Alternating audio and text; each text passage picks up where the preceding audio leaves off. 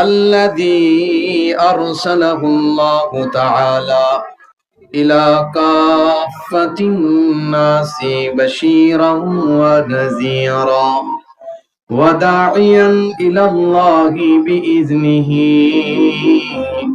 وسراجا منيرا. أما بعد فأعوذ بالله من الشيطان الرجيم. بسم الله الرحمن الرحيم.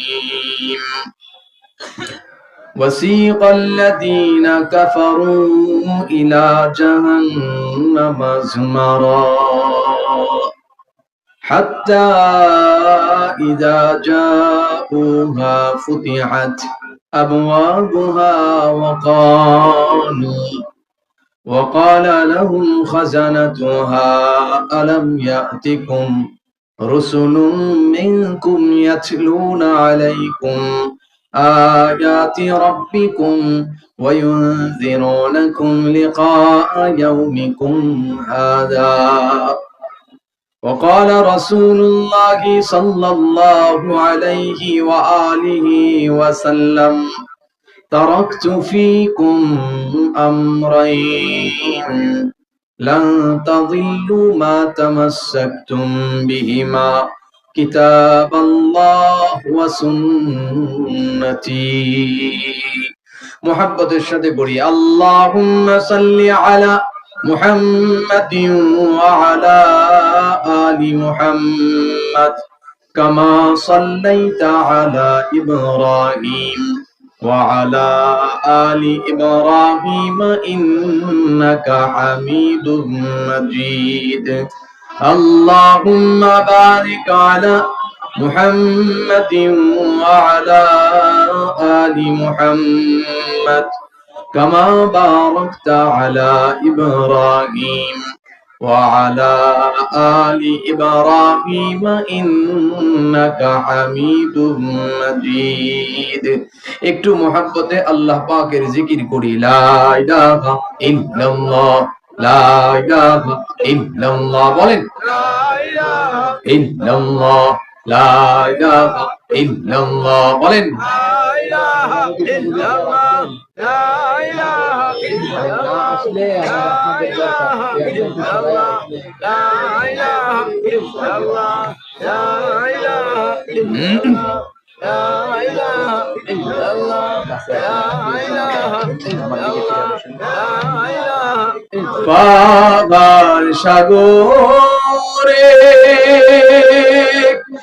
নদীর কল্লোলে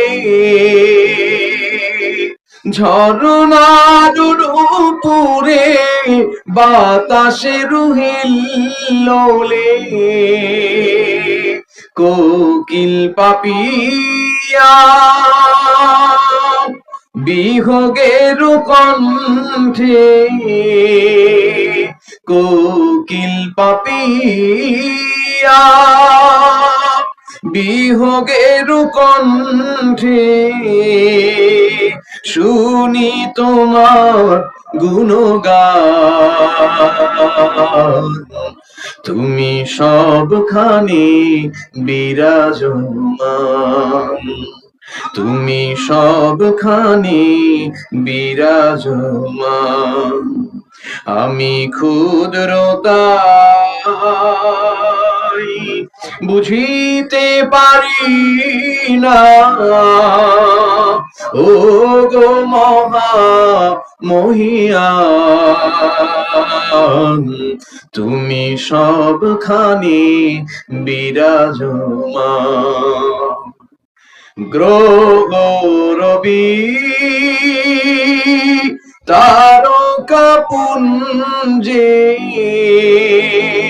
সোনা পালা মাঠে ঘন নিকুঞ্জে গ্রহ রবি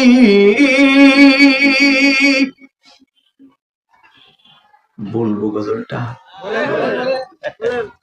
4.5 জনে শুনতে চাইছে, 4 জন ফুল আর একজন মনে হয় হাফ কোন চিপা কোনা কাঞ্চিতে গজলটা বলবো?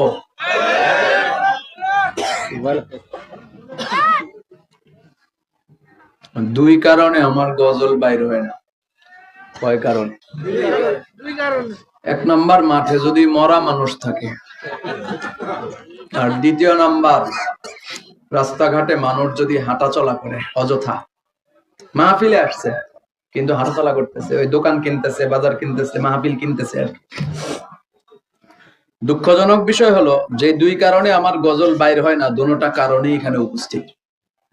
দেখেন, আমি বলার চেষ্টা করতেছি, গ্রহ রবি তা বাইর হয় না। হবে? গলার 3 স্তর পার হইয়া গজলটা এই জিহ্বার আগায় বের হয় হয় হয়, কিন্তু হইতেছে না। আপনারা কি জিন্দা না মরা? দুঃখিত, আমি মানতে পারলাম না, কারণ আমি সালাম দিছি, হয় আপনারা জবাব নিছিলেন, আমার কপাল খারাপ, আমি শুনি নাই। বলছি আসেন দরুদ শরীফ পড়ি, হয় আপনারা পড়ছেন, আমার কপাল খারাপ, আমি শুনি নাই। বলছে আসেন একটু জিকির করি, জিকির সরমনে লাগে জিকির আমার। আপনাদের ব্যবহারটা আমি এটা বুঝছি যে আপনারা আমারে বুঝাইয়া দিচ্ছেন, মৌলভী জিকির করবো সরমনে ওয়ালারা, জিকির কি আমি করবো? নবীজি আলাইহিস সালাতু ওয়াস সালাম বলেন, যার জবানে কলবে যেই ঘরে আল্লাহ পাকের জিকির নাই, ওইটা মরার গোষ্ঠী। তা আমি কেমনে বুঝবো আপনারা জিন্দা? গজলটা বলবো তাহলে একটু জিন্দা হইতে হয় যে। আচ্ছা, একটু জিন্দা মানুষের পরিচয় আমার সাথে দিবেন, হাত উঠাইবেন। আমি বললে জবান নাই, কথা বলতে পারেন না, এরকম বোবা কে আছেন? হাত উঠান। ও, বোবা কেউ নাই? মাশাআল্লাহ। যারা কথা বলতে পারেন, যাদেরকে আল্লাহ জবান দিছেন, 15 থেকে 45 বছর বয়স, এরকম যারা, হাত উঠান। মাশাআল্লাহ। যারা হাত উঠাইছেন বুঝেন নাই, হাত নামায়েন না। 15 থেকে 45 এরকম বয়স যাদের, হাত উঠান। 15 থেকে 45 এই বছরের মধ্যে বয়স যাদের, হাত উঠান। হাত উঠান, জোরে উঠান। মাশাআল্লাহ। যারা হাত উঠাইছেন, আরে ভাই নামান কেন, একটু দাঁড়ান। যারা হাত উঠাইছেন তারা দাঁড়ান। মাশাআল্লাহ, ওনারে পুরস্কার দেওয়া দরকার, একজনই দ্রুত দাঁড়াইছে। হাত নামায়া দাঁড়ান, হাত নামায়া দাঁড়ান। এই ওয়াহিদ ভাই, ডানে বামে দেখেন তো কারা বসে রয়েছে যুবক। এমন ফু দিয়া দিমু বউয়ের কাছে দামারায় বলাইবি, একদম একদম জামানি যাইব গা। আমি মুসাফির, বহু দূর থেকে আসছি, শত শত মাইল সফর করে আসছি। এমন ফু দিয়া দিমু একদম জামানি চলে যাব। আপনি হাত উঠান জোরে। হ্যাঁ, আপনিও উঠান। এই যে আমার সামনে 2-3টা হাত আপনারা দেখতে পাচ্ছেন, এই যে এই হাত পর্যন্ত সামনে কোনো ফাঁকা থাকবে না, সব যুবক আমার সামনে আসবে ইনশাআল্লাহ। শুনেন, আমি শত শত মাইল দূরে সফর করে আপনাদের কাছে আসছি, আপনারা আমার এখান থেকে এখানে আসতে পারবেন না? এটা তো পোড়া কপালের লক্ষণ ভাই। আমি এত দূর সফর করে, আমার দিকে তাকান, আমার দিকে তাকান, এখানে আসেন, এখানে এখানে সামনে, এখানে সামনে সবাই।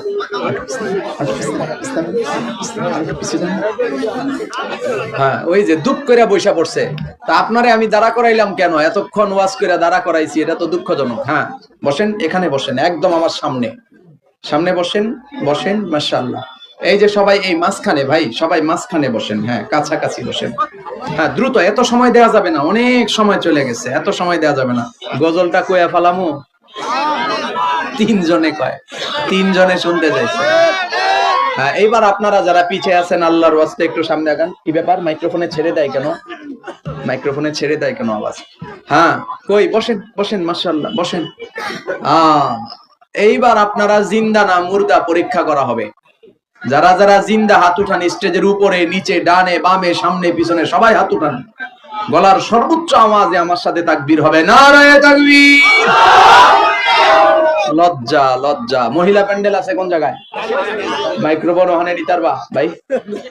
কামাল ডেকোরেটর, বারাদি বাজার, অত্যন্ত চমৎকার সাউন্ড। আপনারা এটার মাহফিলে দাওয়াত দিবেন। আজকে এলান দিয়া এটা খুলছি, সামনের থেকে আর এলান হবে না ইনশাআল্লাহ, এটা হবে এখানে। হ্যাঁ, আচ্ছা। আর এই যে এলান দিছি, মাহফিলে 1000 টাকা দান করে যাবেন ইনশাআল্লাহ। ওনার নামে 1000 টাকা লিখে নেবেন। এই মাইক্রোফোনটা ছাইরা দিচ্ছে। হ্যাঁ, এটা লজ্জা। মহিলা প্যান্ডেলে ওয়াজ করলে আরো জোরে আওয়াজ হইতো মিয়া, আরো জোরে নারায়ে তাকবীর। আপনারা জোরে কইতে হইব নারায়ে তাকবীর। কোরআন সুন্নাহর আলো।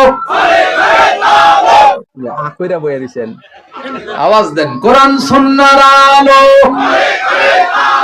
সারা বিশ্বে জালো, সংসদে জালো। আজকের মাহফিল কবুল হোক, কবুল হোক। নারায়ে তাকবীর।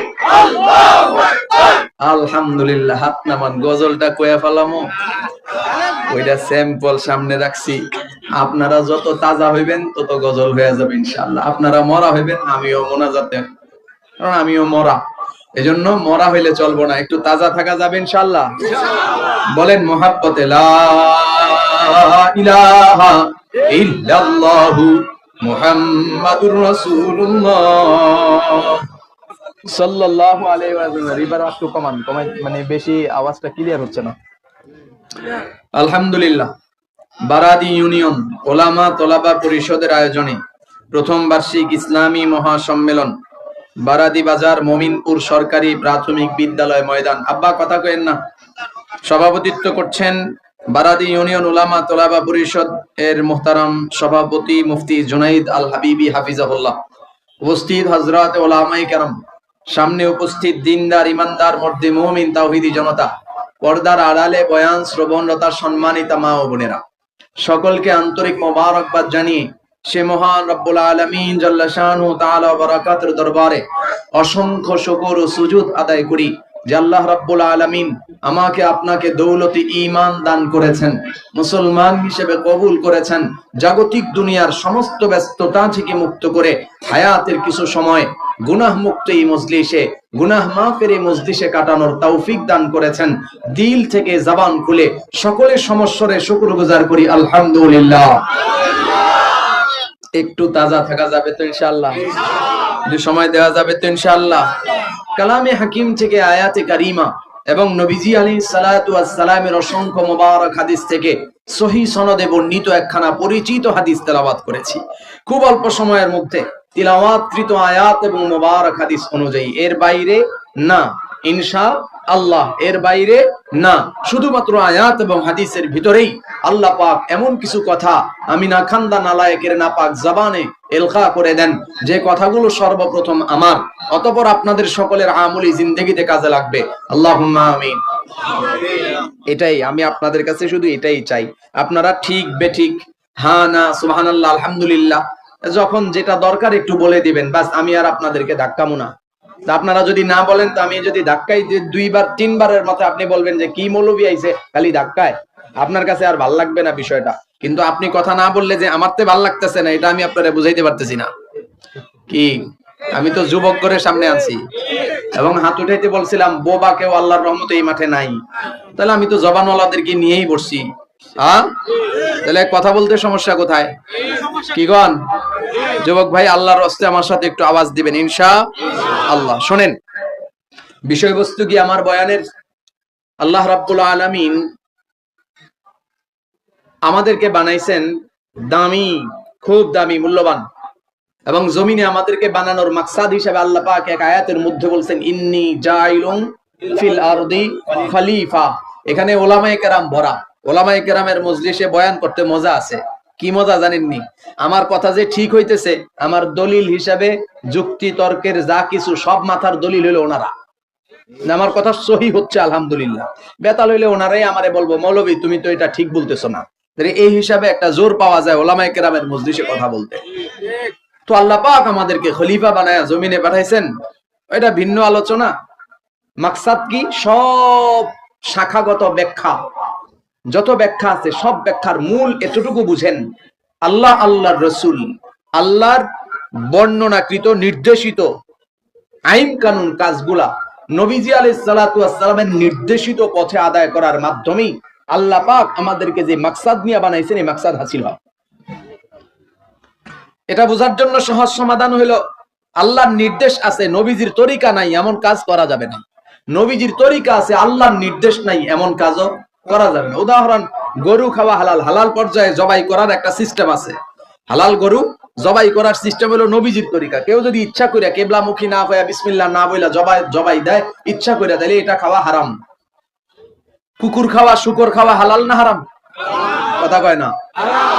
কেউ যদি একদম বিসমিল্লাহি আল্লাহু আকবার বলে জবাই দেয় হালাল হবে? এটা নবীজির তরিকা পাওয়া গেছে, কিন্তু আল্লাহর নির্দেশ নাই। নামাজে প্রতি রাকাতে একটা করে রুকু, 80 বছর একটা করে রুকু দিলাম। এখন চিন্তা করি, আল্লাহ তো বলছেই ওয়াসজুদু ওয়াবুদু মা'আর রাকিন, এভাবে আল্লাহ বলছে না? এখন সেজদাকারীদের সাথে সেজদা দাও, রুকুকারীদের সাথে রুকু দাও।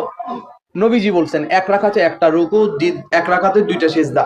আমি চিন্তা করলাম, রুকু করার নির্দেশ যেহেতু আছে, তাহলে আমি এক রাকাতে দুইটা রুকু দেব, হবে? রুকু করার নির্দেশ আল্লাহর পক্ষ থেকে আছে না? কিন্তু নবীজির পদ্ধতি হয় নাই। নবীজি বলছেন এক রাকাতে একটাই রুকু। তাহলে নবীজির পদ্ধতিতে আল্লাহর নির্দেশ পালনের মাধ্যমে আল্লাহ পাকের মাকসাদ হাসিল হয়, যে মাকসাদে আল্লাহ পাক আমাদেরকে বানাইছে। দুঃখজনক বিষয় হলো, আমরা জমিনে আসার পরে নফস ও শয়তানের গোলামি করতে করতে আল্লাহ পাকের সাথে আমাদের যে কৃত চুক্তি ওয়াদা, এটা ভুলে গেছি। এজন্য আল্লাহ পাক যুগে যুগে রসুল পাঠান, নবী পাঠান, নবী রসুলের উপরে রিসালা দেন, কিতাব দেন, নবুয়ত দেন। কখনো কখনো পূর্বের রসুলের উপরে পরবর্তী নবীকে নবীকে পাঠান। সেই নবীর দায়িত্ব হয় পূর্বের রসুলের রিসালার উপরেই দাওয়াতি কর্মযজ্ঞ, কর্মকাণ্ড, ওই শরীয়তের উপরেই নবী দাওয়াত দেন। এইভাবে আল্লাহ পাক আমাদেরকে, জমিনবাসীকে জাহান্নামের রাস্তা থেকে বাঁচায়া জান্নাতে নেওয়ার জন্য গাইড করেন, ডিরেকশন করেন। তারই ধারাবাহিকতা আমার আপনার নবী, বিশ্ব নবী মুহাম্মদুর রাসূলুল্লাহ সাল্লাল্লাহু আলাইহি ওয়া আলিহি ওয়াসাল্লাম আসছেন। পূর্বের নবীদের মতোই আল্লাহ পাক তাকে শরীয়ত দান করছেন। পূর্বের নবীরা যেরকম দাওয়াত দিয়েছেন, কি বলে, কুলু লা ইলাহা ইল্লাল্লাহ ইয়া আইয়ুহান নাস কুলু লা ইলাহা ইল্লাল্লাহ তুফলিহুন, এইভাবে আমার আপনার নবীও দাওয়াত দেওয়া শুরু করছেন। দাওয়াত দেওয়ার অপশনে সামনে দুই শ্রেণীর মানুষ দাঁড়াইছে। এক শ্রেণীর মানুষ সামি'না ওয়া আতা'না, শোনার সাথে সাথে নবী আলাইহিস সালাতু ওয়াস সালামকে গ্রহণ করেছেন এবং ইতাআত, অনুসরণ করার ঘোষণা দিয়েছেন। আরেক শ্রেণীর মানুষ নবীজির বিপরীতে দাঁড়ায় গেছে। বিপরীতে দাঁড়ানোর ফায়দা কি হইছে? বিপরীতে যারা দাঁড়াইছে তাদের রেজাল্ট কি? যারা নবীজিকে গ্রহণ করেছেন তাদের রেজাল্ট কি? এই ছোট্ট একটা বিষয় আমার আলোচনা। মা তাওফিক ইল্লা বিল্লাহ।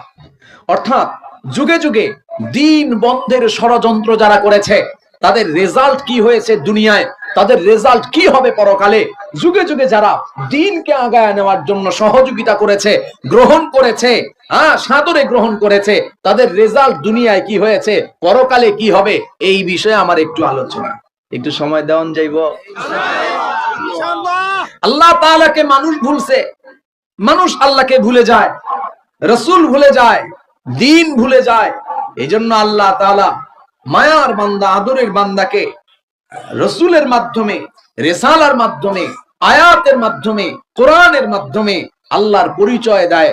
কখনো কখনো আল্লাহর বড়ত্ব, মহত্ব, কখনো বা আল্লাহ তাআলার গোসা রাগ, কখনো বা আল্লাহ তাআলার রহম দিল কুদরতি দিলে কত দয়া, কখনো বা আল্লাহর ক্ষমা, কখনো বা আল্লাহর জান্নাত, কখনো জাহান্নাম। এই বিষয়গুলো আল্লাহ পাক সামনে তুলে ধরেন। আল্লাহর পরিচিতি, এই তুই আমারে ভুলে গেছিস, আরে আমি তো তোর রব, এই আমার পরিচয়। আল্লাহ তুলে ধরেন নবীর মাধ্যমে, রসুলের মাধ্যমে। কেন? বান্দা যেন নফস আর শয়তানের ধোঁকায় পড়ে আল্লাহ ভুলে না যায়। তেমনি ধারাবাহিকতায় সূরা মুমিনুনের 64 এবং 65 নম্বর আয়াতে আল্লাহ পাক নিজের পরিচিতি পথ ভোলা, মত ভোলা মানুষের সামনে তুলে ধরতেছেন। আল্লাহ বলেন, বিসমিল্লাহির রহমানির রহিম, আল্লাহুল্লাযী জাআলা লাকুমুল আরদা ক্বারারা ওয়াস সামাআ বিনাআ ওয়া সাওওয়ারাকুম ফাআহসানা সুওয়ারাকুম ওয়া রাযাকাকুম মিনাত তাইয়্যিবাত। আওয়াজ করে বলেন সুবহানাল্লাহ। রে জমিনের নারী, ও জমিনের পুরুষ, তুমি কি তোমার রবকে ভুলে গেলা? তুমি কি আল্লাহ ভুলে গেছো? তুমি কি রাসূল ভুলে গেছো? তুমি কি দ্বীন ভুলে গেছো? যেই আল্লাহকে তুমি ভুলে গেছো, সেই আল্লাহর পরিচয়টা তুমি আবার একটু জেনে নাও। আল্লাহ তাআলা বলেন, আল্লাহ, আল্লাহ তো তিনি তোমার রব তো তিনি আল্লাযী জাআলা লাকুমুল আরদা করারা। রব্বে কাবা বলেন আল্লাহ তো তিনি যিনি তোমার জন্য পৃথিবীর জমিনটারে বাসস্থান হিসাবে বানাইছেন, জমিনটারে বিছানার মতো বানাইছেন। মুফাসসিরিন হযরতগণ বলেন এই জমিনটা বসবাসের উপযোগী ছিল না, জমিনে মানুষ বসবাসের উপযোগী জমিন ছিল না। আল্লাহ রাব্বুল আলামিন মানুষের বসবাস উপযোগী কইরা এই জমিনটারে বানাইছেন। আপনার আমার মুহাব্বত আল্লাহর কুদরতি অন্তরে আল্লাহ তাআলা জমিনের সব মাখলুকের মধ্য থেকে মানুষকে বেশি ভালোবাসেন। আল্লাহ তাআলা পৃথিবীর সব মাখলুকের মধ্য থেকে বনি আদমকে আল্লাহ তাআলা মুহাব্বত করেন, মায়া করেন। খেয়াল করেন আমরা মায়া মুহাব্বত করি, আমাদের দিলে মায়া মমতা আছে না নাই? এই মায়া মমতা প্রকাশ করার জন্য আমাদের আব্বা আছে, আম্মা আছে, সন্তান আছে, স্ত্রী আছে, পরিবার পরিজন আছে, ভাই ব্রাদার আছে, স্বামী আছে, বন্ধু বান্ধব আছে, ক্রেতা বিক্রেতার সম্পর্ক।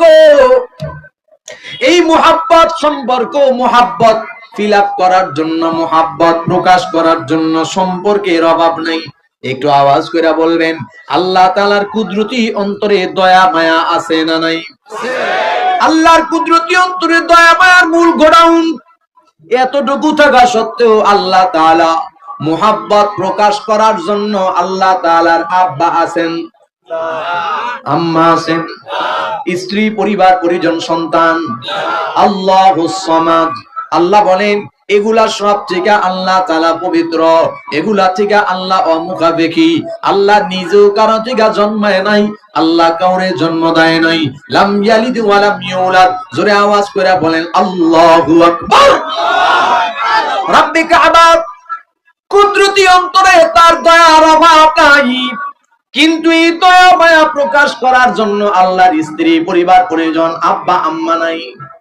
আল্লাহ তাআলার এই দয়া মায়া প্রকাশ করার জন্য একটাই মাধ্যম, সেটা হলো আল্লাহ তাআলার আদরের গোলাম। আদর কো রিয়া বাদুশাল্লাহ বানায়া, কেমনে জীবা জাহান্নামে পেলিয়া, কেমনে দিবা জাহান্নামে পেলিয়া। বলবো নাকি? যারা এদিক সেদিক ঘোরাফেরা করে বাজারে দাঁড়ায় আছে তারা কি কয়? মুহতারাম হাজিরিন জমা রাখলাম, খেয়াল করেন আল্লাহ তাআলা নিজের পরিচয় বলেন আল্লাহুল্লাযী জাআলা লাকুমুল আরদা করারা। তোমার রবের পরিচয় কি তুমি ভুলে গেছো? তুমি তোমার রবের জানা নাও, চিনা নাও। তিনি তোমার রব, যিনি তোমার জন্য জমিনটারে বাসস্থান উপযোগী বানাইছেন। রব্বে কাবা বলেন শুধুমাত্র বিছানা স্বরূপ জমিন বানাইলাম তা না। আল্লাহ তাআলা বলেন ওয়াসসামাআ বিনাআ। ওই যে উপরের দিকে তাকাও, 7টা আসমান যেটা গম্বুজের ন্যায় আমি উপরে ঝুলায়া রাখছি, 7 স্বরূপ ঝুলায়া রাখলাম। জমিনের বিজ্ঞান আজও পর্যন্ত এমন কিছুর আবিষ্কার করে সারে নাই যে জিনিসটা কোন সুতা ছাড়া, বান্দাওয়া ছাড়া উপরে ঝুলায়া রাখুন যায়, হ্যাঙ্গার ছাড়া ঝুলায়া রাখুন যায়, নিচ থেকে পিলার ছাড়া ঝুলায়া রাখুন যায়। রব্বুল আলামিন এই পৃথিবী থেকে হাজার হাজার হাজার হাজার কোটি কোটি কোটি গুণে বলো, যেটা আসমানের কোন একটা অপশন কোন এক দিক দিয়া শুরুর মাথা বিজ্ঞান ধরতে পারলেও আরেক দিক দিয়া কোন জায়গায় ধরতে পারে না, আরেক দিক দিয়া কোন জায়গায় শুরু ধরতে পারলে অপর দিক দিয়া ধরতে পারে না। কথা বলেন ঠিক না মিথ্যা? এই সুবিশাল আকাশ একটা না, এক একটা কইরা 7টা আসমান আল্লাহ ঝুলায়া রাখছেন। আল্লাহ বলেন তোর রব কি চিনো না? এমন রব আমি তোর, যেই রব একটা একটা কইরা 7টা আসমান তোর মাথার উপরে ছাদের মতো ঝুলায়া রাখছি বিনা খুঁটিতে। এরপর রব্বে কাবা বলেন শুধুমাত্র জমিনটারে বিছানা বানাইলাম আর আসমানটারে উপরে ছাদের মতো বানায় রাখলাম, এতটুকুই আমার পরিচয় তা না। আরে আমারে পাওয়ার জন্য, আমার পরিচয় পাওয়ার জন্য, জানার জন্য 7 আসমানে যাওয়ার দরকার নাই। জমিন দিয়া ঘুরা ঘুরা ঘুরা ঘুরা এক প্রান্ত থেকে আরেক প্রান্তে যাওয়ার দরকার নাই। আল্লাহ বলেন তোর 3.5 হাত বডিটার ভিতরে তাকায়া দেখ, ফা আহসানা সুওয়ারাকুম, আমি মাওলা কত সুন্দর করে তোর আকৃতি বানাইলাম। আল্লাহ বলেন আমি কত সুন্দর করে তোমার আকৃতি বানাইছি, ফা আহসানা সুওয়ারাকুম, উত্তম করে সুন্দর করে আকৃতি বানাইছি। এই আকৃতির বর্ণনা করতে গিয়ে আল্লাহ পাক অন্য আয়াতে সূরায় 4টা কসম করছেন, বা 3, জাইতুন ওয়া তুরি সিনি ওয়া হাদাল বালাদিল আমিন। এরপর আল্লাহ বলেন লাকাদ খালাকনাল ইনসান ফি আহসানি তাকওয়িম। সুবহানাল্লাহ বলেন না? এরপর আল্লাহ তাআলা বলেন দৌড়ের উপর যাইতেছি, শুধুমাত্র দৌড়ের উপরে, কারণ আলোচনার মূল বিষয় সামনে ইনশাআল্লাহ। আলোচনা বুঝতে সহজ হওয়ার জন্য সামনে দিকে বলতেছি। মুহতারাম হাজিরিন, এরপরে আল্লাহ তাআলা বলেন আমি যে শুধু তোমারে সুন্দর করে বানায়া আমার দায়িত্ব শেষ করে দিছি তা না। আল্লাহ বলেন আমি তোমারে বানায়া ওয়ারাযাকাকুম মিনাত তাইয়্যিবাত, আল্লাহ বলেন আমি তোমার সেই রব, যেই রব উত্তম বস্তু থেকে তোমার রিজিকের ব্যবস্থা করেছি। সুবহানাল্লাহ, বাড়িতে গিয়ে বলিয়েন সুবহানাল্লাহ। আপনারা কেন বলেন নাই এটা আপনারা বুঝেন নাই, এজন্য বুঝেন নাই বিষয়টা। আল্লাহ বলেন উত্তম বস্তু থেকে আল্লাহ পাক রিজিকের ব্যবস্থা করছেন। উত্তম বস্তু থেকে, এই মিয়া, উত্তম বস্তু থেকে কেমন রিজিকের ব্যবস্থা করছেন আমি একটা উদাহরণ দিলে আপনি বুঝবেন। আমরা খাই হইলো গরুর দুধ। জোরে বলেন আমরা কি খাই? আরো জোরে কোন? দুধ খাই আমরা। আর জমিনে কিছু মানুষ আছে খায় গরুর মুত। কথা কয় না? গরুর দুধ উত্তম না মুত উত্তম? জোরে কথা কন না।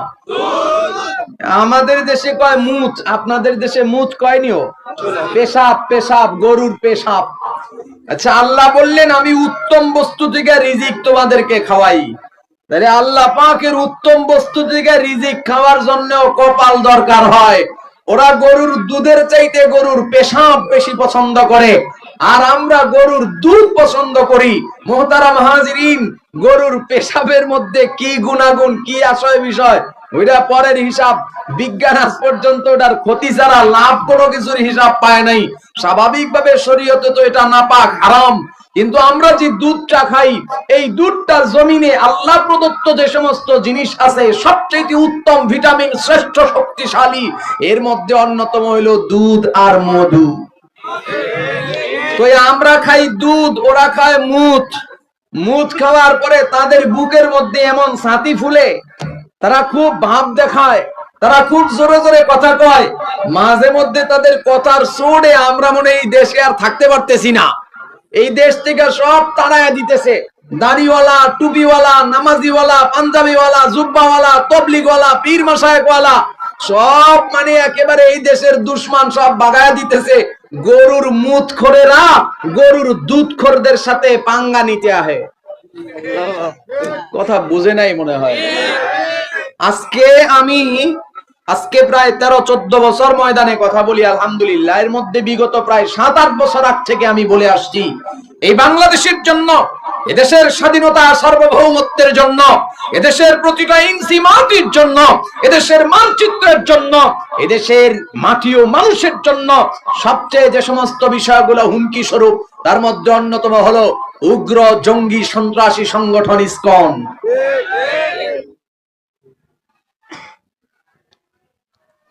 এই ইসকন হিন্দুত্ববাদী সংগঠন, হিন্দুদের সংগঠন না। ইসকন সন্ত্রাসী সংগঠন, ইসকন জঙ্গিবাদের সংগঠন, উগ্র সংগঠন। আমাদের ডানে বামে হিন্দু ভাই বোন আছে না? আমরা একসাথে গলায় গলা মিলায়া, কাঁধে কাঁধ মিলায়া চলি না? তাহলে তাদের সাথে আমাদের কোনো দ্বন্দ্ব আসেনি? ইসকন নিয়ে আমরা কেন কথা বলি? বলি ইসকনটা এদেশের সাধারণ অন্যান্য হিন্দুদের জন্য ক্ষতি। এদেশে ইংরেজ বেনিয়ারা আসছিল। বেনিয়ার বাচ্চারা এদেশে আসছে কি হিসাবে? ছিঁড়া পাড়া পোশাক পরা, ভিক্ষার ঝুলি হাতে নিয়ে আসছিল। এরপরে এদেশের মানুষ তাদেরকে একটু জায়গা করে দিছে। জায়গা করে দেওয়ার পরে তারা চিন্তা করছে ভিক্ষা করে আর কয়দিন একটু ব্যবসা বাণিজ্য করি। তখন তারা ভিক্ষার পলিসি পাল্টায় একটু একটু ব্যবসায়িক সুরত ধরছে। ব্যবসায়িক সুরত ধরতে ধরতে ধরতে ধরতে একটা পর্যায়ে তারা ইস্ট ইন্ডিয়া কোম্পানি কায়েম করছে, বিশাল বড় ব্যবসায়ী হয়েছে, তাদের মাকসাদ হাসিল হয়েছে। আস্তে আস্তে করে তারা এদেশের মাটি ও মানুষকে বিলুপ্ত কইরা নিজেরা ক্ষমতা দখল কইরা 200 বছরের উপরে দেশের মানুষকে গোলামির শিকল পরায় রাখছে। আজ সাধারণ চোখে সাধারণ ভাবে আমরা ইসকনকে মনে করি দুর্বল বা কিছু, কিন্তু দুর্বলতা বা দুর্বল ভাবার কোনো সুযোগ নাই। ব্রিটিশ বেনিয়া ইংরেজদের বাচ্চাদের মতো আজকের এই ইসকন সুদূর প্রসারী কল্পনা নিয়ে দেশে ঢুকেছে। ওরা এখন দুর্বল দেখায়, ওরা দেখায় সমাজসেবী সংগঠন, ওরা দেখায় মানুষের সেবা করার জন্য আসছে, আশ্রম খুলতেছে, বিভিন্ন ভাবে মানুষকে দান খয়রাত করতেছে। আসলে উদ্দেশ্য এটা নয়, উদ্দেশ্য সেই ব্রিটিশ বেনিয়ার বাচ্চাদের মতো আগামী 10 বছর 15 বছর 50 বছর তারা প্ল্যান করে আগাচ্ছে এদেশকে ভারতের সাথে মিশানোর কি বলে মহা পরিকল্পনা নিয়ে তারা আগাচ্ছে। তাদের স্বপ্ন হলো এই বাংলাদেশ বিক্রি হয়ে যাবে ভারতের কাছে, তখন এদেশে তারা আগের মতো রাম রাজত্ব করবে।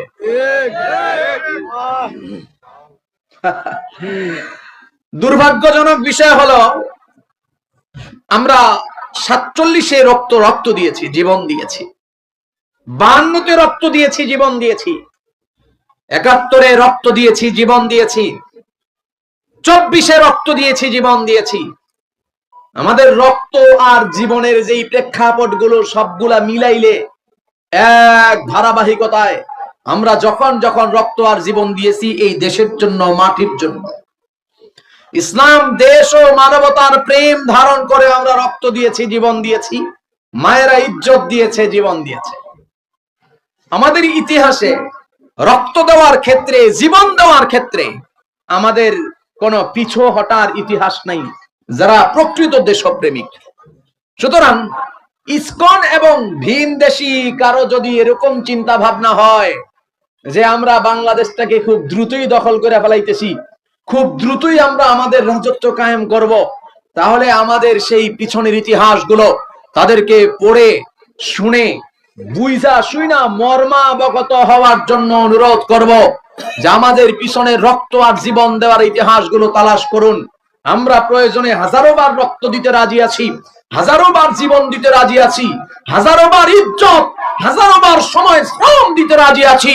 আমাদের দেশের সামান্য জাররা পরিমাণ ধূলিকণা আমরা বেঁচে থাকতে ধমনীতে রক্ত প্রবাহিত হওয়া অবস্থায় আমরা এই স্বাধীন সার্বভৌমত্ব রাষ্ট্র কারো কাছে বিক্রি হতে দেব না।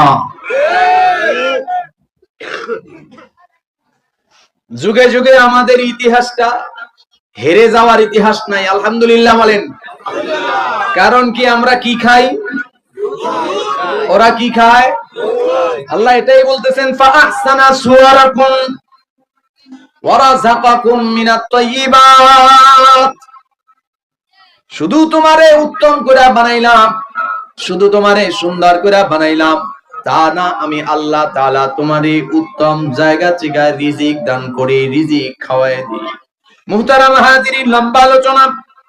এইভাবে আল্লাহ তাআলা নিজের পরিচয় প্রমাণ করতে গিয়ে বলেন, যালিকুমুল্লাহু রাব্বুকুম ফাতাবারাকাল্লাহু ফাতাবারাকাল্লাহু রাব্বুল আলামিন, রাব্বাল আলামিন। মুহতারাম হাজিরিন, আল্লাহ তাআলা নিজের পরিচয় দেন, নবী আলাইহিস সালাতু ওয়াস সালাম সম্পর্কে আল্লাহ পরিচয় দেন। নবী আলাইহিস সালাতু ওয়াস সালাম আসলেন, কোরআনে কারীম নাজিল হলো, নবুয়ত পাইলেন, হাবিবে কিবরিয়া পয়গম্বর আলাইহিস সালাতু ওয়াস সালাম দাঁড়ালেন। লম্বা ইতিহাস আপনাদের সবার জানা। নবী আলাইহিস সালাতু ওয়াস সালাম দাঁড়ায়া গোত্রবাসীরে আহ্বান করলেন, গোত্রবাসী হাজির হয়ে গেছে। আল্লাহ নবী বললেন, আমার গোত্রবাসী ও আমার ভাই ও আমার বাবা, আমি আপনাদেরই সন্তান, আপনাদেরই কোলে পিঠে মানুষ হয়েছি, আপনাদের কাছে পিঠে মানুষ হয়েছি। এই যে বেড়ে ওঠা সব আপনাদের সামনে। আমার জিন্দেগির কোন কোন সাইড আছে যেটা আপনাদের পছন্দ হয় নাই, এই সাইডটা আপনারা কি বলতে পারবেন? নবী আলাইহিস সালাতু ওয়াস সালামের জবাব দিয়া সামনের মানুষগুলা বলে, না, আজ পর্যন্ত আমাদের দেখা, আমাদের সামনে তোমার জিন্দেগির এমন কোন সাইড আমাদের সামনে আসে নাই যেটা আমরা অপছন্দ করি।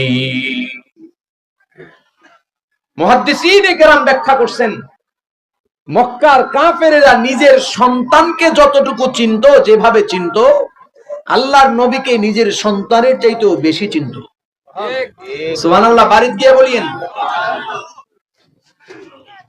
এত পরিমাণ নবী আলাইহিস সালাতু ওয়াস সালামকে জানতো, চিনতো। নবীজি বললেন, তাহলে আমার কথা সব আপনাদের বিশ্বাস হয়? জি হ্যাঁ, বিশ্বাস হয়। যদি আমি বলি যে পেছনে শত্রু আছে, আক্রমণ করবে, হ্যাঁ বিশ্বাস করি। লম্বা আলোচনা, আমার এটা বলা মাকসাদ না, আমি আমার আলোচনার দিকে ঢুকতেছি। বাকি আমার যতটুকু বুঝ হইছে, আর বয়ান চলবে না। মাঠ থেকে একজন মানুষ উঠে গেলে মনে হচ্ছে মাঠের মানুষ অস্থির হয়ে গেছে, বয়ান আর শুনবে না। আল্লাহু আকবার। আমি কি বয়ান সামনে আগাবো না মুনাজাত দেব? না, স্বাভাবিক, কারণ আপনাদেরকে কষ্ট দিয়ে ওয়াজ শোনানোর তো দরকার নেই। পেশাবে ধরছে, আচ্ছা আচ্ছা, মাশাআল্লাহ, ঠিক আছে। এখন তো উজানির হযরত পীর সাহেব হুজুর রাহমাতুল্লাহ একটা কথা মনে পড়ছে। সময় কোন দিক থেকে কোন দিকে জায়গা, আমার অনেক আমি এখনো আমার তেলাওয়াতকৃত আয়াতে তো যাই নাই। উজানির হুজুর এরকম একজনে ওয়াজ করতেছে, আর একজন মুরব্বি উঠে গেছে। হুজুর কয়, মুরব্বি গেছে? কয়, হুজুর হেতে বাথরুমে গেছে। কত আমিও বাথরুম সাইডাই। হুজুরি গিয়ে মসজিদের মধ্যে বসে রয়েছে। তো সব মানুষ তো অনেকক্ষণ গিয়া হুজুরে, হুজুর হুজুর চলেন, ওই বেটা আইসে নি? কয় আইসে হুজুর। কয় তাইলে আমিও আইছি। হুজুরে পরে আসছে।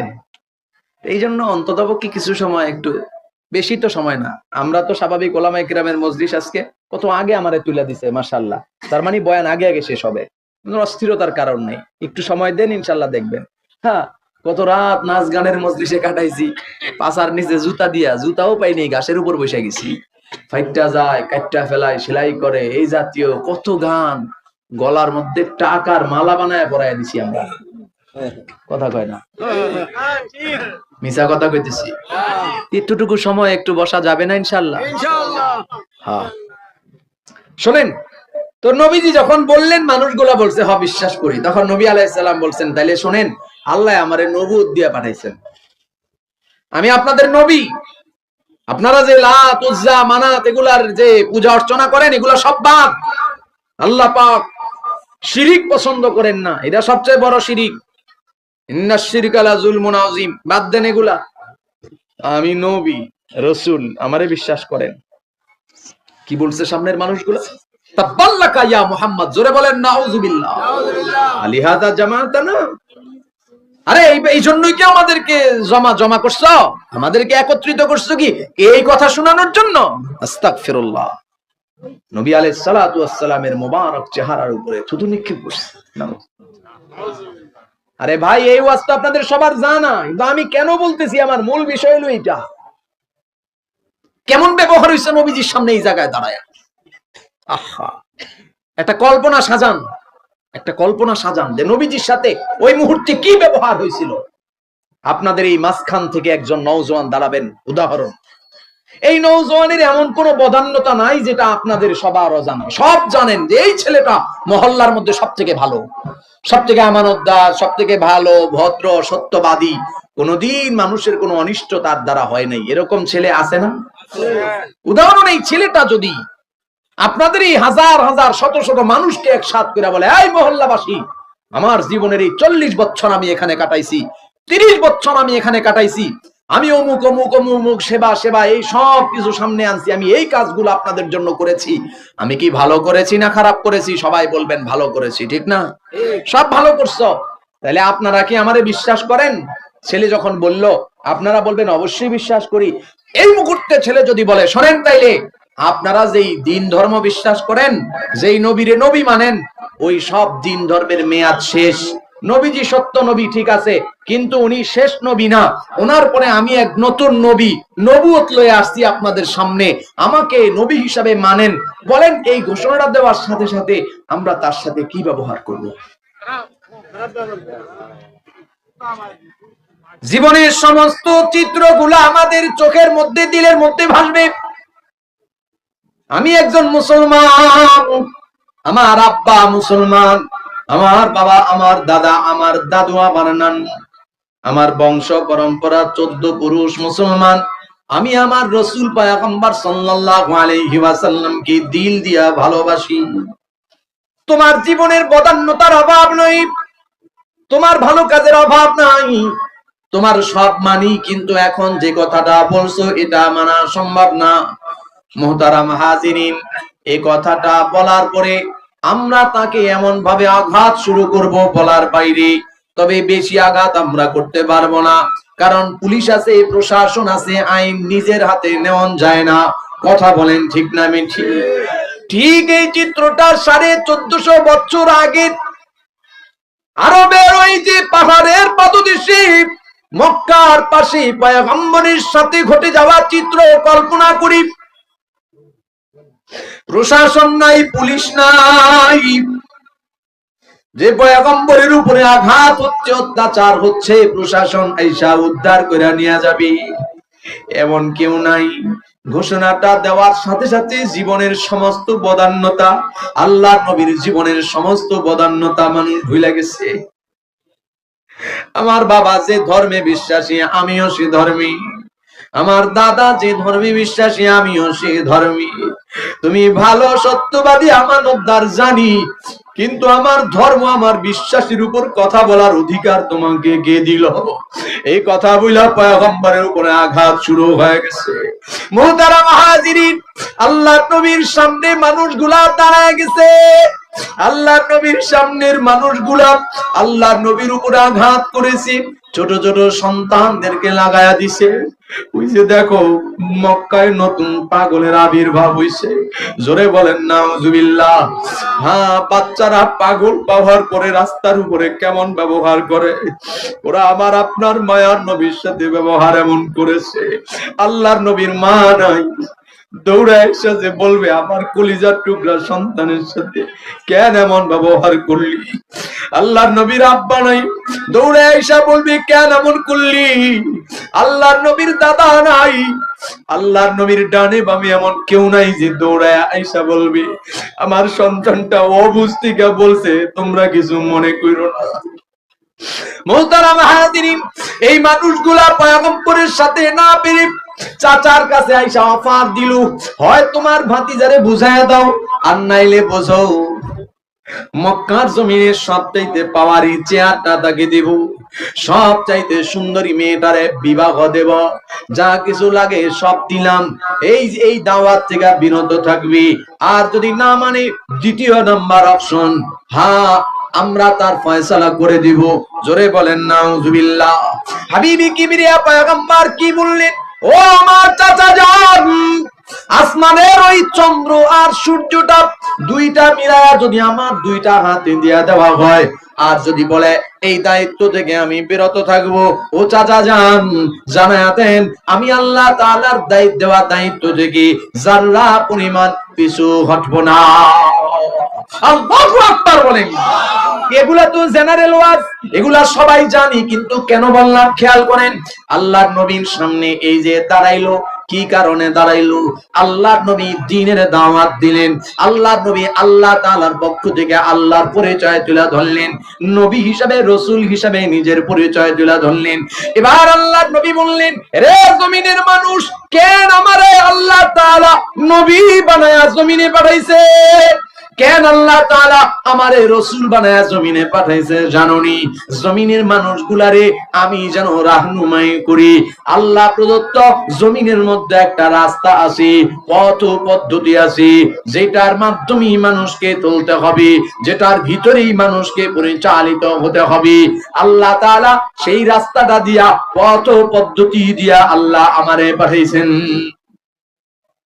উদাহরণ জিজ্ঞেস করি, ওগো আল্লাহর নবী, কোন জিনিস দিয়া আল্লাহ তাআলা আপনারে পাঠাইলেন? হাবিবি কিবরিয়া পয়গম্বর বলেন, আল্লাহ রাব্বুল আলামিন জমিনের মানুষের জন্য একটা নীতি নির্ধারণ করেছেন, আদর্শ ফিট করেছেন। কারণ জমিনের মানুষ একজন আর একজনের নকল করে, আদর্শের নকল করে। যেমন জমিনের মানুষ লেনিনের আদর্শ মানে, কার্ল মার্কসের আদর্শ মানে, জমিনের মানুষ মাও সেতুংয়ের আদর্শ মানে, জমিনের মানুষ অমুকের আদর্শ মানে, তমুকের আদর্শ মানে। এমন মানুষ পৃথিবীর জমিনে হাত্তাকে আমাদের এই যে বারাদি এই মেহেরপুরে আছে না নাই?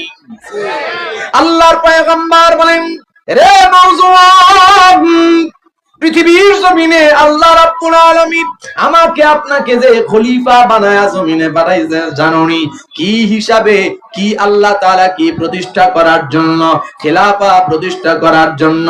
উদাহরণ দিয়া বুঝাইলাম, আল্লাহ যেভাবে বলছেন নবীজির তরিকায় পালন করা, এইটাই একটা প্যাকেজ, এটার নাম হইল দ্বীন। আল্লাহ তাআলা পয়গম্বরের উপরে আয়াতে কারিমা নাযিল করায়া দিয়া জানাইলেন, ইন্নাদ দীনা ইনদাল্লাহিল ইসলাম। রে পৃথিবীর নারী, ও পৃথিবীর মানুষ, পুরুষের দল, আল্লাহ তাআলা বলেন, আল্লাহ তাআলা নিজে জমিনের মানুষের জন্য একটা আদর্শ ফিট করেছেন। ওই আদর্শটা আল্লাহর কাছে পছন্দনীয়, সেটা হইল দ্বীন। আদর্শটার নাম হইল ইসলাম। দ্বীনের অনেক তরজমা আছে, সহজ বোঝানোর জন্য বললাম আদর্শ। আদর্শ হিসেবে আল্লাহ তাআলা আমাদের জন্য চয়েস করেছেন, নির্ধারণ করেছেন। জোরে আওয়াজ করে বলবেন কোনটা? ইসলাম। আরো জোরে বলেন কোনটা? এই ইসলামের দাওয়াত পয়গম্বর দেয়া শুরু করলেন, অমনি পয়গম্বরের সামনে মানুষ দাঁড়ায় গেছে। কিছু মানুষ আইসা আল্লাহর নবীর সামনে দাঁড়ায় বলতেছি, মা নাযালাল্লাহু মিন শাই, না না, আল্লাহ তো এইভাবে এই জাতীয় কোন আয়াত তোমার কাছে নাজিল করে নাই। জোরে বলেন নাউজুবিল্লাহ। নাজিল করে নাই, তুমি এটা বানায়া বানায়া বানায়া বানায়া বলতেছো। এরপরে আবার কেউ কেউ এসে বলে আল্লাহ নাজিল করে নাই, এটা তো ঠিক আছে, আরো একটা বিষয় আছে, ইন আনতুম ইল্লা ফি দালালিন কাবীর। আল্লাহ তো নাজিল করে নাই, নিজে বানায়া বানায়া বলো। পাশাপাশি তুমি এমন ভ্রষ্টতার মধ্যে লিপ্ত আছো, তুমি সারা জমিনের আর সবাই ঠিক আছে, তুমি পথভ্রষ্টতার মধ্যে আছো। জোরে বলেন নাউজুবিল্লাহ। মুহতারাম হাজিরিন, হাবিবে কিবরিয়া পয়গম্বরের সামনে দাঁড়ায়া কিছু মানুষ এইভাবে বলল, এরে আব্দুল্লাহর বেটা মুহাম্মদ সাল্লাল্লাহু আলাইহি ওয়াসাল্লাম, তুমি এগুলা বানায়া বানায়া বলতেছো, আল্লাহর পক্ষ থেকে কিছুই বলা হয় নাই। নবীজি জমিন থেকে বিদায় হয়ে গেলেন, সাহাবায়ে কেরাম আসলেন, সাহাবায়ে কেরাম আবার বলা শুরু করলেন। সামনে ওই যে আবু জাহাল, উতবা, সাহেবা, আব্দুল্লাহ ইবনে আবি উমাইয়া, মুগীরা, তাদের এরকম উত্তরসূরিরা দাঁড়ায় কয়, মা নাযালাল্লাহু মিন শাই। সাহাবায়ে কেরাম গেলেন, তাবেঈন গেলেন, তাবেঈন গেলেন, আইম্মায়ে মুস্তাকিদিন গেলেন, এইভাবে সব চলে গেল। বর্তমানে এই 20 শতাব্দীর ওলামায়ে কেরাম আসলেন। ওলামায়ে কেরাম আইসা জগতের মানুষের পায়ে হাত দিয়া দিয়া বলে, এরে নওজোয়ান, যে রাস্তায় যাইতেছ, যে আদর্শ বাস্তবায়নের কাজ করতেছ, যে আদর্শ প্রতিষ্ঠার কাজ করতেছ, যে আদর্শ ধারণ করতেছ, এই রাস্তাটা তো তোমার আমার রাস্তা নয়, তোমার আমার আদর্শ হইল এইটা। অমনি কিছু মানুষ সামনে দাঁড়ায়া যায়, মাইক্রোফোন কাইরা নেয়, স্টেজের উপরে দাঁড়ায়া যায়, এ হুজুর মিয়া সাবধানে কথা কন, আপনি এগুলা কেন বলতেছেন? আপনি ওয়াজ করেন না, রাজনীতির ওয়াজ বাদ দিয়া কোরআনের ওয়াজ করেন। কথা কয় না। নবীজির সামনে একদল দাঁড়াইছে, সাহাবায়ে কেরামের সামনে দাঁড়াইছে, তাবেঈনের সামনে দাঁড়াইছে, অতীতে সবার সামনে দাঁড়াইছে, বিগত 17 বছর আমাদের সামনে দাঁড়াইছে। এই মৌলবী, রাজনৈতিক কথাবার্তা বাদ দাও, কোরআন হাদিস থেকে ওয়াজ করো। এটা গাঁজাখোর, মদখোর, জুয়ারি, টেন্ডারবাজ, চাঁদাবাজ, দখলদার, একটা বদমাইশের কি বলে এটারে, মানে বদমাইশের চূড়ান্ত সীমা। এইরকম বদমাইশ স্টেজের উপরে উঠা আলেম ওলামারে কয় কোরআন হাদিস থেকে ওয়াজ করেন, রাজনীতির ওয়াজ করেন না। এই পর্যন্ত কি রাজনীতির কোনো ওয়াজ করছিনি? জোরে কন, সামনে কি একটু করতাম নি? না, রাজনীতির ওয়াজ করবো না। খেয়াল করেন, এটা রাজনীতির মঞ্চ না। তবে কেউ যদি বলে আমি রাজনীতি পছন্দ করি না, সাথে সাথে সে কুফরি করলো। কারণ কোরআন ও সুন্নাহর ভিত্তিতে রাজনীতি, এটার উপরে অন্য কোন রাজনীতি হইতে পারে নাকি? আমাদের দেশে যারা কয় ওয়াজ মাহফিলে হুজুর রাজনীতির ওয়াজ করেন না, আসলে হেরা রাজনীতি মানে বুঝে না। হেরা মনে করে রাজনীতি হইলো খালি কেবল গদিটা পাল্টাও, একজনের লাথি দিয়ে আরেকজনের গদি দখল করো, টেন্ডারবাজি করো, চাঁদাবাজি করো, সুদ খাও, ঘুষ খাও, গরিবের টিন খাও, গম খাও, চাল খাও, পিচ, রাস্তার পিচ, ইট খাও, সিমেন্ট খাও, বালি খাও, এইরকম একজনেরটা একজনের ধরো, মারো, কাটো, খাও, এটাই মানে রাজনীতি। তো রাজনীতি মানে হলো নোংরামি করা, নষ্টামি করা, চুরি করা, খুন করা, ডাকাতি করা। হুজুররা ওয়াজ মাহফিলে এটা কথা কইব কেন? এই জন্য সমাজের অনেক মানুষ চায় না যে হুজুররা রাজনীতি করুক, কারণ রাজনীতির ময়দানটা খারাপ বানায় ফেলাইছে। 54 বছরের ইতিহাসে দেখতেছি যেটা যত বড় রাজনীতিবিদ ওইটা তত বড় দাগাবাজ। আসলে কি জিনিস রাজনীতির মানে কি? আসলে দেখেন, রাজনীতি কারা করে? যারা দেশ চালায়, যারা সরকার হয়, নাকি এরা রাজনীতি করা ছাড়া সরকার হয়? তো নবী আলাইহিস সালাতু ওয়াস সালাম দেশ প্রধান ছিল কিনা? জোরে কর। আমাদের খোলাফায়ে রাশিদিন যারা, আমাদের 4 জন যে সাহাবী, বড় 4 জন খলিফা যারা নবী আলাইহিস সালাতু ওয়াস সালামের পরবর্তী রাষ্ট্র চালাইছেন, অর্ধ দুনিয়া শাসন করছেন, হযরত ওমর ইবনুল খাত্তাব, ওনারা দেশ চালাইছেনি? তাহলে ওনারা কি রাজনীতি করা সারা দেশ চালাইছে? ওনারা যে দেশ চালাইছে কোন নীতি আদর্শ আছিল নি? না ছিল না? যারা বলেন যে হুজুর ওয়াজ করেন কিন্তু রাজনীতির ওয়াজ করিয়েন না, এর মানে হলো ওনারা রাজনীতি বলতে যেটা বুঝতেছে আসলে রাজনীতির মিনিং ওইটা না। আমরা যারা উলামায়ে উম্মত, দেশের উলামায়ে কেরাম যারা রাজনীতি করেন, তাদের রাজনীতির মিনিং কি? আমাদের রাজনীতির মিনিং হলো আমরা নামাজ পড়ি যে ইবাদত হিসাবে, রাজনীতিও করি ইবাদত হিসাবে। আমাদের ইসলামের মধ্যে চুরি হারাম, ডাকাতি হারাম, খুন খারাপি হারাম, জিনা ব্যভিচার হারাম, ধর্ষণ হারাম, চুরি ডাকাতি, দখলদারিত্ব এগুলা হারাম, টেন্ডারবাজি, চাঁদাবাজি হারাম। আমাদের রাজনীতির মধ্যে এগুলা সব হারাম।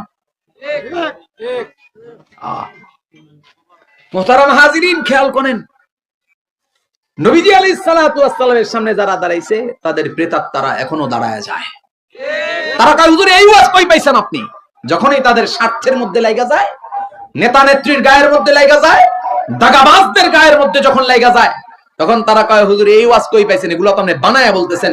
তখন আমাদের সামনে থেকে মাইক্রোফোন কাইরা নেয়, আমাদেরকে অপমান করে, জেল জুলুম, এমন কি এমন ভাবে হামলা মামলা করে, এমন ভাবে মামলা দেয়, যুগের পর যুগ জেলখানায় চলে যায়, এমন কি যুগ শ্রেষ্ঠ মুফাসসিররা জেল থেকে লাশ হয়ে বাইর হয়। কথা বলেন না কেন? কই পাইলাম? কোরআন থেকে পাইলাম। কোথায় পাইলাম? খেয়াল করেন, রব্বে কাবা যে আয়াতে কারিমা তেলাওয়াত করেছি, আয়াতের মধ্যে আল্লাহ তাআলা বলেন, ওয়াসিকাল লাযিনা কাফারু ইলা জাহান্নামা যুমারা হাত্তা ইযা জাউহা ফুতিহাত আবওয়াবুহা ওয়া ক্বালা লাহুম খাযানাতুহা আলাম ইয়াতিকুম রুসুলুম মিনকুম ইয়াতলুনা আলাইকুম আয়াতি রাব্বিকুম ওয়া ইউনযিরুনাকুম লিকা ইয়াউমিকুম হাযা। জাহান্নামের ফেরেশতারা জাহান্নামের আসামীদের গলার মধ্যে আগুনের বেড়ি লাগায়া, কোমরের মধ্যে একটা বেড়ি পরায়া, পায়ের মধ্যে একটা ডান্ডা বেড়ি লাগায়া টানতে টানতে জাহান্নামের দিকে নিয়ে যাবে। হায় রে, ভয়ঙ্কর ওই জাহান্নামের ভিতরে আগুনগুলা দাউ দাউ করে জ্বলতে থাকবে। ভয়ঙ্কর ভয়ঙ্কর আযাবের সব অপশন গুলা জাহান্নামে হাজির। দরজার মধ্যে তালা করে অভ্যর্থনা জানানোর জন্য যে ফেরেশতারা দাঁড়ায় থাকবে, তারা ডাক দিয়া বলবে, রে নাফরমান, কেন ভয়ঙ্কর জাহান্নামের দরজার মধ্যে আসলি? আলাম ইয়াতিকুম রুসুলুম মিনকুম ইয়াতলুনা আলাইকুম আয়াতি রাব্বিকুম। রাসূল থাকলে তরজমা রাসূল, যেহেতু এখন রাসূল নাই, তরজমায় রাসূল নাই, রাসূলের প্রতিনিধি। রে নাফরমান, কেন জাহান্নামের দরজার মধ্যে আসলি? রাসূলের কোন প্রতিনিধি কি তোদের কাছে যায় নাই? দাওয়াত ও তাবলীগের কোন মুবাল্লিগ কি তোদের কাছে যায় নাই? বারাদি ইউনিয়ন উলামা তলাবা পরিষদের কোন আলেম কি তোদের কাছে যায় নাই? কোন পীর মাশায়েখ কি তোদের কাছে যায় নাই? যারা এই ভয়ঙ্কর জাহান্নাম সম্পর্কে তোদেরকে ইত্তেলা দিবে, সতর্ক করবি। তখন জাহান্নামের ওই নারী আর পুরুষ, নওজোয়ান যুবকরা দাঁড়ায় বলবে, কি বলবে? আলু বালা, অবশ্যই আমাদেরকে বলেছে, মাইক লাগাইছে, ওয়াজ মাহফিলের আয়োজন করেছে, মহাসম্মেলনের আয়োজন করেছে, কিন্তু আমরা যাই নাই। বালা ওয়ালাকিন হাক্কাত কালিমাতুল আযাবি আলাল কাফিরিন। জোরে বলেন নাউযুবিল্লাহ। বিবেক দিলে, বুদ্ধি দিলে চিনিতে তোমায়, তব কালাম শুনতে কর্ণ দিলে যে আমায়। বিবেক দিলে, বুদ্ধি দিলে চিনিতে তোমায়, তব কালাম শুনতে কর্ণ দিলে যে আমায়। চক্ষু দিলে সব দেখিতে, চক্ষু দিলে সব দেখিতে, নিয়ামত তোমার, তোমারই দয়া ছাড়া কেমনে হব পার, তোমারই দয়া ছাড়া। দয়া করো ওগো দয়াল মোরা গুনাহগার, তোমারই দয়া ছাড়া কেমনে হব পার, তোমারই দয়া ছাড়া। বলবো নাকি? আপনারা এখনো মরা মরা না না, জমা রাখলাম, খেয়াল করেন ইনশাআল্লাহ। মুহতারাম হাজিরিন, ওই মানুষগুলা ডাক দিয়ে বলবে, রে ফেরেশতা, হায়াতে জিন্দেগিতে এমন মানুষের অভাব নাই যারা আমাদেরকে বলেছেন। এমন মানুষ আমাদের সামনে আসছে, মাইক লাগাইছে, সমাবেশ সম্মেলন মাহফিলের আয়োজন করেছে, আমরা কি করছি? ওয়ালাকিন হাক্কাত কালিমাতুল আযাব আলাল কাফিরিন। না না, আসলে আল্লাহর পক্ষ থেকে তো অস্বীকারীদের জন্য এমনই হওয়ার কথা ছিল, কারণ আমরা চায়ের দোকানে বসেছিলাম, টেলিভিশন আড্ডা, রং তামাশা, ফেসবুক, ইউটিউব, টিকটক, বিড়ি সিগারেটের মজমা, আমরা বলছিলাম আর মৌলভী মোল্লারা কত কিছুই তো কয়। আমরা চিন্তা করেছি ক্ষমতা যাওয়ার জন্য, চেয়ার পাওয়ার জন্য, গদি পাওয়ার জন্য মৌলভীরা কত কিছুই তো বলবে। আমরা এই কথাও বলছি, এই যে দেখ মৌলভী ধর্ম ব্যবসা শুরু করছে, ধর্ম ব্যবসা শুরু করছে, দাড়ি টুপি ইসলাম লয়া রাজনীতি শুরু করছে। এরকম মানুষ নাই যে ব্যবসার কি হলো ভাই? আমার পুরা জিন্দেগিতে আমি 4 আনা পয়সার খেয়ানত করিনি আলহামদুলিল্লাহ। আমার পুরা জিন্দেগি কোনোদিন আলহামদুলিল্লাহ দাড়িতে আঘাত লাগাই নাই, কোনোদিন টুপি ছাড়া বাথরুমে যাই নাই, মাআজাল্লাহ যদি কখনো ভুলে যায় থাকি। হ্যাঁ, টুপি ছাড়া খাবার খাই না, দস্তরখান ছাড়া খাবার খাই না, সুন্নতের বাইরে চলি না আলহামদুলিল্লাহ। তাহলে আমার ব্যবসা করার কি হলো? এমন তো না যে নির্বাচনে দাঁড়াইছি এই জন্য সিলেট শাহজালালের মাজারে গেছি, জিয়ারতের মাধ্যমে একটু শুরু করি। এমন টুপি পরছি, দাড়ি নাই ছাপ্পান ছাপ্পা, কিন্তু দেখতে সাইকুল হাদিসের মতো দেখা যায়। এমন এমন নাই? জিন্দেগি ভর ইসলামের খবর নাই, জিন্দেগি ভর দাড়ি টুপির খবর নাই। এখন মাদ্রাসা মসজিদে বুখারীর দরসে বসি, বড় বড় বুজুর্গদের দরবারে দৌড়াই, তো এই টুপির ব্যবহার, দাড়ির ব্যবহার, পাঞ্জাবি জুব্বার ব্যবহার, মাদ্রাসা মসজিদ মাজারের ব্যবহার, এগুলা যারা সময় অনুযায়ী করছে, ধর্মের ব্যবসা তো তারাই করলো। আমারে কয় আমি ধর্ম ব্যবসায়ী। কিরে ভাই, আমি তো ধর্ম ব্যবসায়ী না, আমি ধর্মের ধারক বাহক, আমি ধর্মের ধারণকারী, লালনকারী, চষ্টাকারী। আলহামদুলিল্লাহ, আমি ব্যবসায়ী না। ব্যবসায়ী কারা? জিন্দেগি ভর যে সুদে ঘুষে জীবন কাটাইছে, জিন্দেগি ভর তারা টেন্ডারবাজি, চাঁদাবাজি, দখল বাণিজ্য, এগুলা দিয়ে জিন্দেগি কাটাইছে। যারা 54 বছর স্বাধীন করা এই দেশটা, আমার বাবার স্বাধীন করা এই দেশটা, 54 বছরে আজও পর্যন্ত চোর মুক্ত করতে পারে নাই, টেন্ডারবাজ, চাঁদাবাজ, দখল বাণিজ্য মুক্ত করতে পারে নাই, যারা ভিন দেশীদের পা চাটা বন্ধ করতে পারে নাই, তারা আইসা ধর্মের লেবেল লাগায়, তারা ধর্ম ব্যবসায়ী হয় না। আমি মৌলভী, আমার দিলের মধ্যে দরদ নিয়া দেশবাসীর পায়ে হাত দিয়া বলতেছি, বাবা আমার জীবনে 4 আনা পয়সার খেয়ানত নাই, আমি দেশের প্রকৃত হকদার, আমি আপনাদের কাছে ইনসাফ ইহসান পৌঁছায়া দিবার চাই, আমারে আপনাদের কাছে নজরে ভালো ঠেকলো না। আর যে লোকটা জিন্দেগি ভর অন্যায় অপকর্ম করতে করতে এই দেশটাকে বারবার চুরির দিক দিয়া চ্যাম্পিয়ন বানাইছে, ওর মাথায় একটু টুপি দেখা, ওর মাথায় একটু পাঞ্জাবি দেখা, ওরে সর্বনাশ, দেখছো এর দ্বারাই তো এই দেশে ইসলাম কায়েম হবে। আমার দিল একদম গইল্লা গেছে, কারণ আমি তার পিছনে ঘুরি। হ্যাঁ, এটা ইসলাম মনা, হ্যাঁ ইসলাম রে পছন্দ করে। একটা কথাও বানায় বলি নাই, আয়াত বলতেছি আর তরজমা বলতেছি, একদম সাবধান। ক্বালু বালা ওয়ালাকিন হাক্কাত কালিমাতুল আযাবি আলাল কাফিরিন। জাহান্নামের দরজার মধ্যে দাঁড়ায় তারা কি বলবে?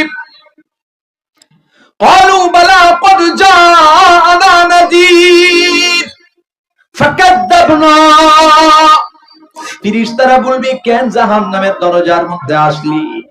ওরা ডাক দিয়া বলবে এই জন্য আসলাম, কারণ জমিনে যারা আমাদেরকে এই কথাগুলা বলছে আমরা তাদেরকে ফাকাদ্দাবনা, মিথ্যাবাদী সাব্যস্ত করেছি। আরে মৌলভী, সামান্য একটা সিটের জন্য, সামান্য ফায়দার জন্য বানায়া বানায়া ওয়াজ করো, বানায়া বানায়া ওয়াজ করো। এই যে মিথ্যাবাদী সাব্যস্ত করেছি, আজকে জাহান্নামের দরজার মধ্যে দাঁড়াইছি। অকুলনা, আরো বলেছি মা নাযালাল্লাহু মিন শাই, তুমি যা বলতেছো এই ব্যাপারে কোরআনে কিছুই নাজিল হয় নাই। তুমি নিজের থেকে বানায়া বলো, ক্ষমতার পাওয়ারে, গদির পাওয়ারে, প্রশাসনিক পাওয়ারে, দলের পাওয়ারে এমন পাওয়ার দেখাইলাম ওলামা